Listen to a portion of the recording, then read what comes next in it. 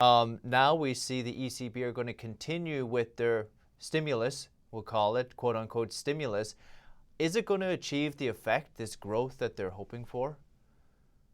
Very unlikely. What we're seeing from the ECB is that it's sort of trapped in its own policy because monetary policy in the Eurozone has gone from being a tool to incentivize structural reforms and get the economy to be stronger and to recover faster, to a tool to avoid structural reforms and to perpetuate bloated government spending.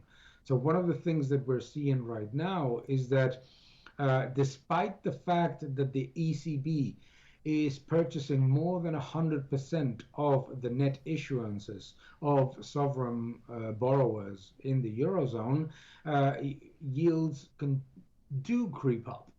And we see as well that despite governments being allowed to take massive deficits and to increase government spending significantly, of course, due to the pandemic, but also previously in the last years before the pandemic started, what we're seeing as well is that the level of growth of the Eurozone simply never catches up to its potential.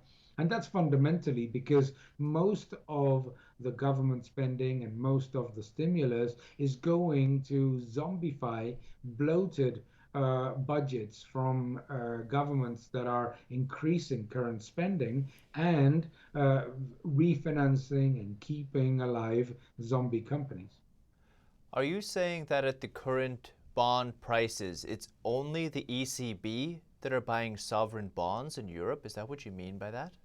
Yeah, the ECB is buying 100%, more than 100% of the net issuances of sovereign borrowers. So basically, you're a country is every year has its refinancing requirements, and then what they have to issue on top of that to finance the deficit. No? Well, the purchase program of the ECB is higher than the net issuances, that is, the increase of issuances after refinancing. But the ECB is also repurchasing the bonds that it owns that come to maturity. So once they come to maturity, they repurchase them, and on top of that, they also buy all of the net issuances from sovereign borrowers. What this does is that it gives a false perception of low risk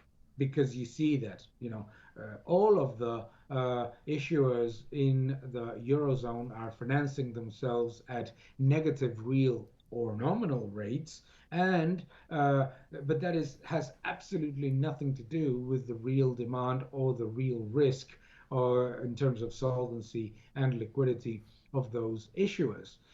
So the ECB is disguising risk dramatically.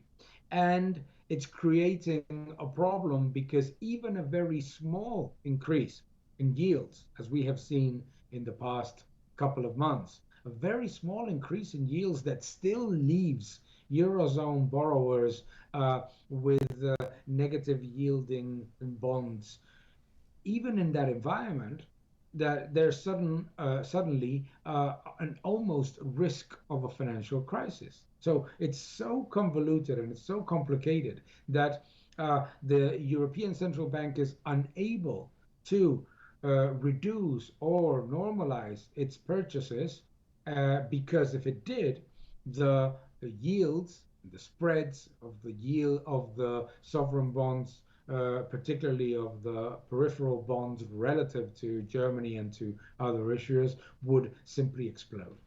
It's incredible. So if they're already buying over 100% of the issued bonds, what does it mean to step it up? Well, to step it up basically means that they want to control the curve, that they are going to try to force the yield in the 10-year is significantly lower, and there and as well to purchase bonds in larger maturities to control the curve so that it doesn't steepen. No?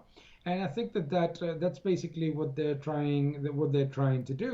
And obviously, on top of buying sovereign bonds, they're already purchasing some corporate bonds. They're thinking of purchasing other assets in order to maintain at any cost, and never better said, the very extremely detached from reality bond yields that we see in the Eurozone, which I come back to the point, if you look at the 10-year maturity, most of the Eurozone economies are financing themselves at negative nominal rates. Really, really incredible. We see this type of bond purchasing happening here in the United States as well, in Japan, etc. Is there any precedent that we can look to that might tell us what might happen next? Well, we do have a precedent, which is the activity of the Bank of Japan, which was, which started this terrible idea of yield control, no? And curve control. And we have the president, and we know what happens: stagnation, no?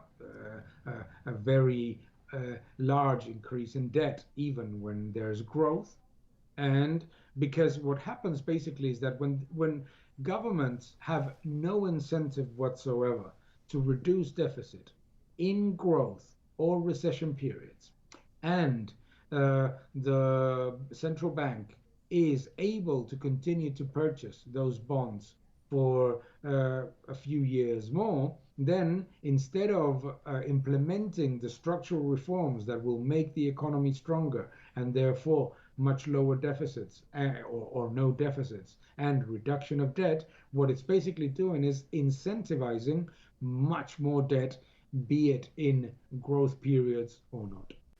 Thank you for watching this video. Please subscribe to my channel, like my videos, leave your comments below, and keep defending freedom. Thank you very much.